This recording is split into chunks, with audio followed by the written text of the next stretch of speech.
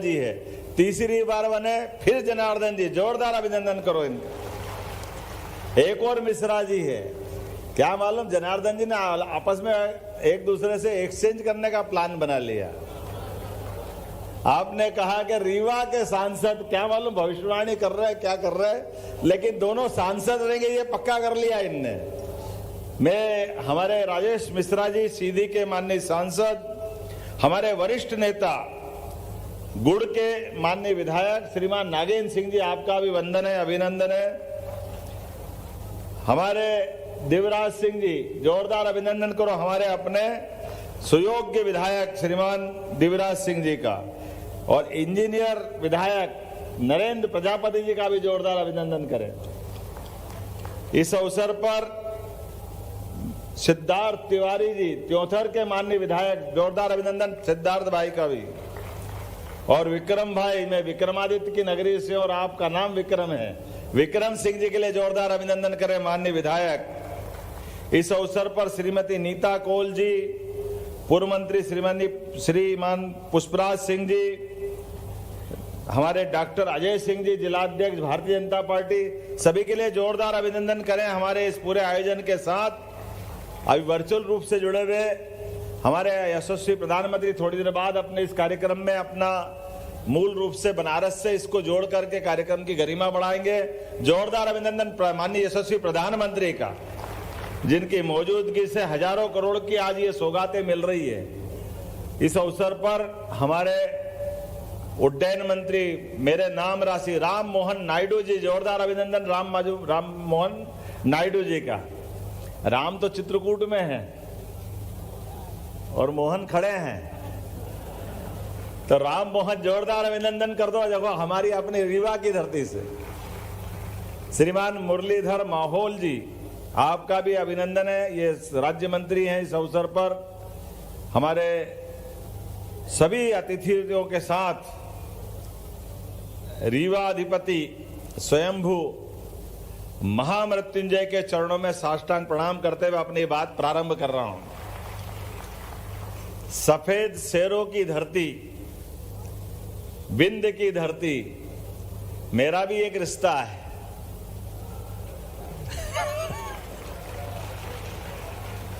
मैं अभी माननीय राजेंद्र जी से बात कर रहा था। राजेंद्र जी, मेरी शादी 93 में हुई, तब यहां रेल भी नहीं आती थी, मुझे सतना से उतर के आना पड़ता था, बड़ा मुश्किल जाता था। कहां रीवा पुराने वाला, रीवा में किस बात की कमी? यहां के लोगों की मेहनत, निष्ठा, लगन, अपनी विनम्रता और काम कराने की करने की विशेषता, पता नहीं कितने प्रकार से रीवा में विश्लेषण थे, लेकिन पूर्ववर्ती सरकारों ने ऐसी नजर लगाई कि रीवा के विकास को ताला लगा दिया, ताला, सारी सिस्टम बंद कर दी। मुझे इस बात की प्रसन्नता, जब से भाजपा की सरकार आई है लगातार विकास के नए नए कीर्तिमान बन रहे हैं। हमारे पूरे नेतृत्व के लिए जोरदार अभिनंदन करें। 2003 के पहले स्वर्गीय भारत रत्न अटल बिहारी वाजपेयी जी के समय से गांव गांव में प्रधानमंत्री जो सड़क बनी, जोरदार अभिनंदन करें माननीय अटल बिहारी वाजपेयी जी के लिए। ये बदलते दौर में गांव में भी विकास नहीं करने दे रहे थे, शहर में भी विकास नहीं। पता नहीं कौन सी थ्योरी है। कांग्रेस के लोग सरकार बनाते हैं, लेकिन सरकार बनाने के बाद इतने छोटे मन के हो जाते हैं कि विकास से कोई लेने देना नहीं। इसीलिए मैं कभी कभी सोचता हूं, आप अंदाज लगा लो कि आप दिल्ली में बड़े बड़े नेता कांग्रेस के, बड़े राष्ट्रीय अध्यक्ष, पता नहीं क्या क्या है, लेकिन खुद दिल्ली में लड़ने से डरते हैं। अरे भैया, तुम दिल्ली के नेता हो, तुम्हारी 4 पीढ़ी से दिल्ली के नेता रहे हो, लेकिन आप बताओ अपना घर छोड़ के बाहर क्यों लड़ते हो? क्योंकि घर वाले भरोसा नहीं करते हैं। दिल्ली पूरा सुपड़ा साफ कर देती, जितनी जिताती है पूरी भाजपा को जिताती। मुझे इस बात की आनंद है। अभी बड़ी मुश्किल से इस चुनाव में कह रहे हम तो बिल्कुल बाल बाल रह गए। अरे बाल बाल कैसे रह गए? आप बताओ, दिल्ली की 7 लोकसभा सीट है और 7 की 7 सीट कांग्रेस सभी हारी। अब इसको जीतना बोलते कि हारना बोलते, अंधे को भी दिख रहा कि क्या हो रहा है। उसके बाद भी समझ में नहीं आएगी। पप्पू तीसरी बार भी हरियाणा में फेल हो गया, उसके बाद भी मानने को तैयार नहीं है। क्या मालूम क्या चक्कर है। चुनाव लड़ने में भी इतना डर है कि अपनी सीट से बहन को लड़ाने के लिए इंतजार करा कि मेरे को लड़ लेने दो, आंख में आंख मिला करके देख लूंगा कि हाँ जीत गए, फिर छोड़ दी और बहन को लिया है। अरे लोकतंत्र में इतना डरोगे फिर राज कैसे करोगे? और ये यशस्वी प्रधानमंत्री को देखो, पहली बार दिल्ली ने हमारी पार्टी ने डिक्लेयर किया यशस्वी प्रधानमंत्री श्रीमान नरेंद्र मोदी जी इस देश के भावी प्रधानमंत्री होंगे। और ये 56 इंच का सीना देखो, आज जहां से हमारा एयरपोर्ट का लोकार्पण होगा वो गुजरात की धरती से आकर के बनारस से चुनाव लड़के उनने दुनिया में दिखाया कि इस देश का नेता कैसे बनेगा और कौन बनेगा। ये होता कलेजा और ये होती हिम्मत। सरकार के साथ हमारे सभी प्रकार के कामों में, अरे यशस्वी प्रधानमंत्री के नेतृत्व में देखो तो सही, गया जमाना पुराना कि पाकिस्तान के लोग हमारे सैनिकों के सर काट के ले जाते थे, फुटबॉल खेलते थे, लेकिन दिल्ली के नेताओं में कांग्रेस के तत्कालीन प्रधानमंत्री मनमोहन सिंह के मुंह से एक शब्द नहीं फूटता था। अब करके देखे, एक बार नहीं 2-2 बार दुश्मन के घर में घुस करके मारने का कमाल किसी ने किया है तो हमारे यशस्वी प्रधानमंत्री ने किया है। हमें इस बात का आनंद है। वो सच्चे अर्थों में यही हमारा अपना हवाई दूसरा हमला याद रखो, एयर स्ट्राइक हुई थी, एयर स्ट्राइक। आप कल्पना करो, अभिनंदन मूछ वाले जो बम गिराने गए थे पाकिस्तान के अंदर आतंकवादियों के घरों में और भूल से हमारे अपने सैनिक का विमान पे अटैक करके वो नीचे गिर गए। दिन भर पाकिस्तान के सरकार के प्रधानमंत्री से लेकर राष्ट्रपति तक सब हाथ जोड़ते रहिए, बात करते रहिए, ये आपके अभिनंदन हमारे पास है, देखो हम इनको चाय पिला रहे हैं, बिस्कुट खिला रहे हैं, लगातार कोई बात तो कर लो, एक बार हम आपको देना चाहते हैं। यशस्वी प्रधानमंत्री ने कहा नहीं, हमारे आपसे कोई विवाद नहीं है, आपके आतंकवादियों ने हमारे घर में घुस के हमला किया है, अब हमारा अधिकार है, हम आपके घर में जो घुसे आतंकवादी उनको मारना चाहते हैं, आप और हमारे बीच में कोई नहीं आएगा। लेकिन भूल से भी हमारे अभिनंदन को हाथ लगा लिया। ध्यान रखना, ये कल का सूरज नहीं उगेगा उसके पहले हवाला होश ठिकाने ला देंगे पाकिस्तान के। ये है प्रधानमंत्री, जोरदार अभिनंदन करो वर्तमान के दौर के प्रधानमंत्री का। ये हौसला चाहिए, हिम्मत चाहिए और ये निर्माणों की सौगात। अरे आज तो जो यहाँ दे रहे हैं, ये रीवा में मैं लगातार विकास के कामों को लिस्ट पढ़ रहा था। भारत की पहली रीवा सीधी 6 टनल 6 लेन, इतनी बड़ी तो कोई नहर है ही नहीं।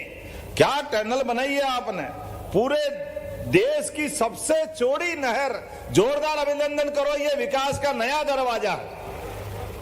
750 मेगावाट का रीवा अल्ट्रा मेगा सौर परियोजना का सबसे बड़ा सोलर प्लांट कहीं लगा है तो रीवा की धरती पे लगा है। रीवा में नया सुपर स्पेशलिटी हॉस्पिटल, कितने प्रकार के काम होंगे।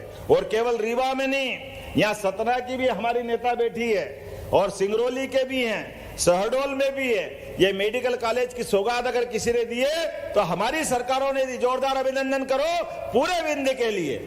एक नहीं दो नहीं, लगातार विकास के मामले में जिस प्रकार से काम कर रहे हैं। अभी हमारे राष्ट्रीय राजमार्ग पर इलाहाबाद बनारस कोलकाता को जोड़ने के लिए 120 हेक्टेयर का नया, आज ही मैंने आने के पहले रीवा संभाग के सभी उद्योगपतियों के साथ मीटिंग की है। हमारे सभी युवाओं के लिए सभी प्रकार के विस्तार की संभावनाओं को लेकर के आर्थिक रूप से रीवा और पूरे मध्य प्रदेश को मजबूत बनाने के लिए हमने हर महीने संभाग स्तर की उद्योगपतियों की रीजनल कनेक्टिविटी स्थापित करने के लिए इंडस्ट्री कॉन्क्लेव चालू किया। अभिनंदन करो इस बात के संकल्प के साथ। आने वाली 23 तारीख को रीवा में फिर इंडस्ट्री कॉन्क्लेव होगी और यहाँ पे रोजगार के नए नए अवसर मिलेंगे। जब बड़ी इंडस्ट्रियां लगती है तो आज तो हम केवल कमर्शियल फ्लाइट की बात नहीं कर रहे हैं, लेकिन यहां से भविष्य में विमान अपना माल का यातायात के लिए भी इस्तेमाल करेंगे। जोरदार अभिनंदन करो इसी एयरपोर्ट के लिए।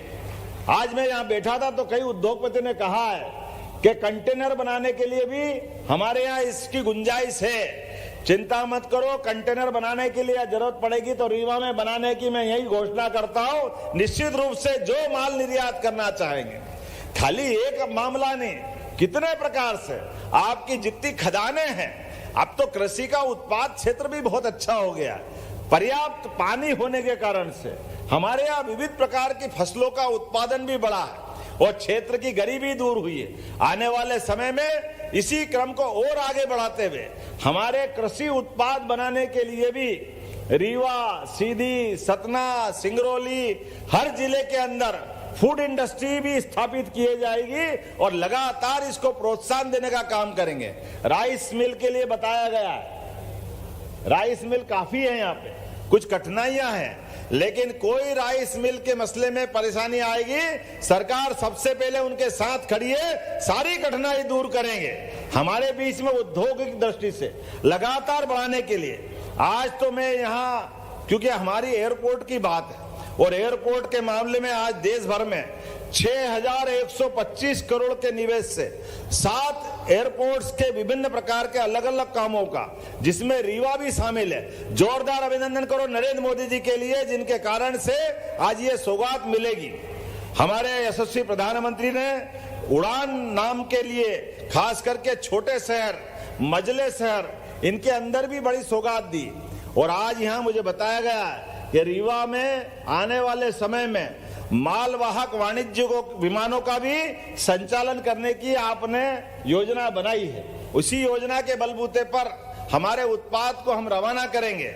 आज यहाँ पर रीवा में जहाँ रेल नहीं थी, आज रेल तो आई है, लेकिन हवाई यातायात की सुविधा भी आई है। हमारी पीएम श्री वायु सेवा के साथ आज ही रीवा भोपाल कनेक्टिंग फ्लाइट यहीं से रीवा से चालू होगी, आपके सामने विमान जाएगा। जोरदार अभिनंदन करो इस नई सौगात के लिए। और इतना ही नहीं, जिनको जाना है 1 माह के लिए, विमान में कौन कौन नहीं बैठे, हाथ खड़े करके बताओ जो विमान में नहीं बैठे। और 1000 से कम में कौन बैठना चाहते, हाथ खड़े करो जो 1000 से कम में बैठना चाहते हैं। 1 महीने तक 999 विमान ले जाएगा आपको रीवा से, इसी जगह से।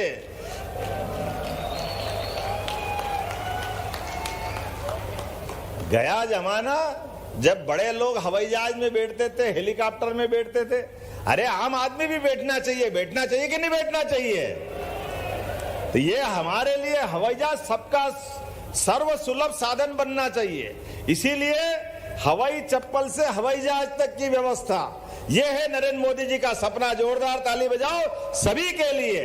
कोशिश कर रहा है, जिस प्रकार का वातावरण बना है, हमने अपने गरीबों के लिए भी, और आप तो इस बात के गवाह हो, एयर एम्बुलेंस की सुविधा दी है।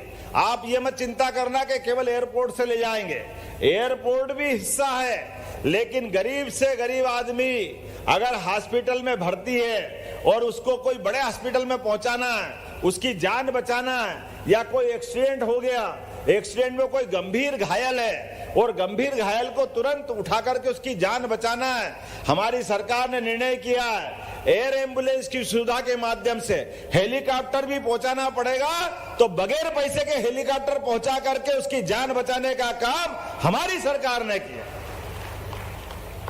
अरे हेलीकॉप्टर थोड़ी बड़ा, व्यक्ति की जान बड़ी। व्यक्ति के घर में किसी का एक कोई परिवार का व्यक्ति चला जाए, उनकी आत्मा से पूछो जिनके बीच में चला जाता है। हमारी पूर्व सरकार के बड़े बड़े नेता, एक तो इतने बड़े कांग्रेस के नेता कि वो हेलीकॉप्टर उनका अपने घर में उतारते हैं और घर से उड़ा के ले जाते हैं, लेकिन पड़ोस वालों को भी कभी बिठाया नहीं उनने। 30-30 साल से हेलीकॉप्टर उनके घर में। बड़ा हुआ तो क्या हुआ, जैसे पेड़ खजूर, बाप रे बाप, ऐसे बड़े होने से क्या फायदा है। पंछी को छाया नहीं, फल लागे अति दूर। ये बड़े बड़े लोग कांग्रेस के, ये दुनिया थी इनकी। ये बदलने वाला समय है। यशस्वी प्रधानमंत्री के नेतृत्व में हमारी सरकार गरीबों की सरकार है, किसानों की सरकार है, युवाओं की सरकार है, माता और बहनों की सरकार है। और आज तो माता बहनों के लिए मैं डबल बधाई देता हूं। आज के दिन ये सौगात मिल रही है, लेकिन करवा चौथ के लिए भी आपको बधाई देता हूं, प्रणाम करता हूं। हमारी माता बहनें त्योहार के दिन भी हमारे बीच आई, लेकिन सौगात लेके आए मोदी जी। ये हवाई जहाज की यात्रा याद रहेगी, कि ये कब मिली थी? जिस दिन करवा चौथ थी। जोरदार अभिनंदन करो, हमारे लिए ये नई सौगात है। और इस बार की दिवाली एक बार नया सूरज लेके आएगी। दिवाली का समय आगे बढ़ने के लिए होता है, उन्नति के लिए होता है, समृद्धि के लिए होता है, हमारे सपनों के आधार पर आगे बढ़ने के प्लान बनाने के लिए होता है। ऐसे में ये सौगात जब मिल रही है तो इसका आनंद ही अलग है। मेरी अपनी ओर से मैं कुछ बताना चाहूंगा। 5 वाणिज्यिक हवाई अड्डे हमारे यहाँ काम कर रहे हैं। भोपाल, इंदौर, जबलपुर, ग्वालियर, खजुराहो और 25 सरकारी हवाई पट्टियां हैं। लेकिन आने वाले समय में प्रत्येक जिले के अंदर सरकारी हवाई पट्टी बनाने की हमारी योजना है। कोई जिला बाकी रहने वाला नहीं है। हमारे लिए उज्जैन, शिवपुरी, गुना इनकी हवाई पट्टियों का पूर्ण विकसित करते हुए हवाई अड्डों में बदलने का उपक्रम चालू है। ये हमारा आज लोकार्पित हो रहा रीवा, थोड़े दिन बाद दतिया होने वाला है। एक के बाद एक लगातार हर स्थान को विकसित करने के हमारा लगातार प्लान बना है।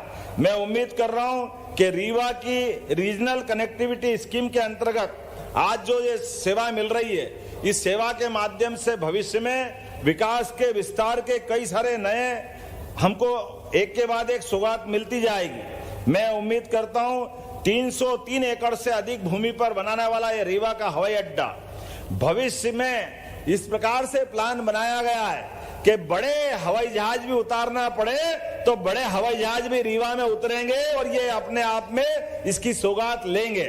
आने वाला समय जब भगवान अयोध्या में मुस्कुरा रहे हैं, बोला जय जय श्री राम, तब अयोध्या के बाद भगवान राम का सर्वाधिक समय जो आनंद का बीता है वो हमारे चित्रकूट धाम में तो बीता है, आपके अंचल में। अब आने वाले समय में चित्रकूट के विकास के लिए भी विकास प्राधिकरण बनाया है और विकास प्राधिकरण के साथ साथ उत्तर प्रदेश सरकार और मध्य प्रदेश सरकार दोनों मिलकर के अपनी योजना बना रहे हैं।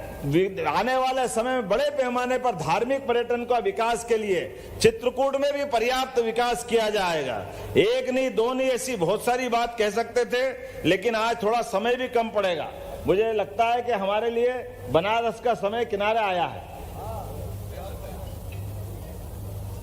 तो मैं उम्मीद कर रहा हूं कि आने वाले समय में जब 23 तारीख को यहां आऊंगा और आने वाले समय में जिनके जिनके परिवार में अभी भी अलग अलग प्रकार से बच्चे बच्ची की अपनी डिग्री पूरी हो रही है, लेकिन उनको काम धंधा चाहिए, रोजगार चाहिए, उन रोजगार के लिए हर संभाग के अंदर हमने अपनी स्किल डेवलपमेंट योजना चालू की है। इसको जिले तक भी ले जा रहा है। हर एक युवा के जीवन में अपना सपना होता है, उसके परिवार का ध्यान रखे, समाज में स्थान बनाए, देश और प्रदेश के काम आए।